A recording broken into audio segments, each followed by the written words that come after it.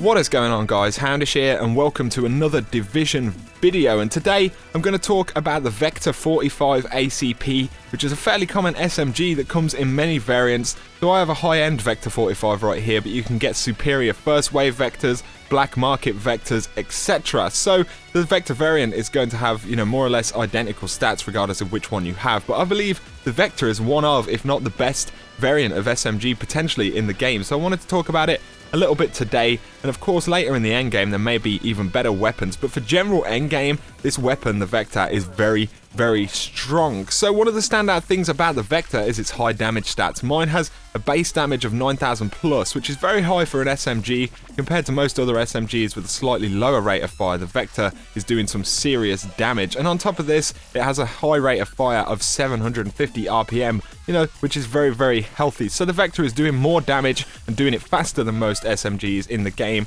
which is great when you consider that its rate of fire also makes it pretty lethal in close range, and it just shreds nearby enemies at a rate which I haven't really seen other SMGs do or be able to emulate in general. So it's certainly one of the best close range weapons in the Division. But there is one downside to the Vector which somewhat offsets the other beneficial stats initially, and that is its magazine size. So I believe the stock magazine size on all Vectors is 20 rounds. It is for my high-end one right here, and obviously with 20 rounds and a high rate of fire, you're just going to empty that mag rapidly. It's safe to say that you'll be reloading a hell of a lot, but this also has another effect on the weapon stats. So you'll have your own DPS stats for a Vector. Mine is at 60,000 plus base DPS with no attachments, but DPS being calculated over time means that the magazine size of the base, the kind of base stat magazine size, is factored into the DPS stat. And despite the Vector's damage stats, the DPS stat that is shown on the weapon might not be entirely representative of its actual DPS.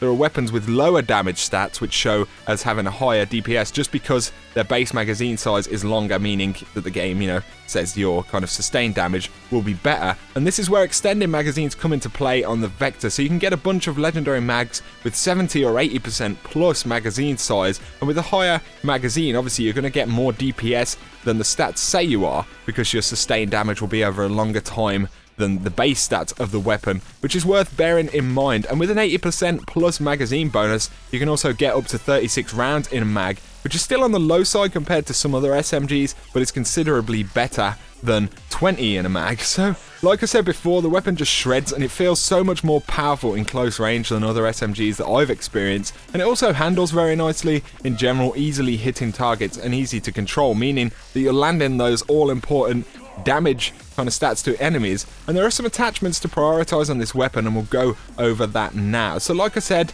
an extended mag is important, but some attachments will come with a rate of fire buff as far as magazines go, and try to avoid these because the Vector already has a very good rate of fire, and any increase is likely, or has a high likelihood to be detrimental to the weapon. So that's something to think about. And then any muzzle attachments with initial stability for bullet stability or accuracy are great. More shots hit targets, which is always awesome. And then other than this, what I would do with this weapon is focus on critical hit chance and headshot damage bonuses. That comes in the magazine and on the sights in general. And this means that critical damage, which is the orange numbers, get a potential buff on hits, and then red headshot damage has a buff too. And we've taken those high damage numbers that the gun comes with and then increased certain types of damage with more attachments. And the increased mag with these damage buffs, or the increased kind of buff to damage in general, are very important on the Vector, and will turn it from a strong SMG into a god tier kind of high damage bullet hose.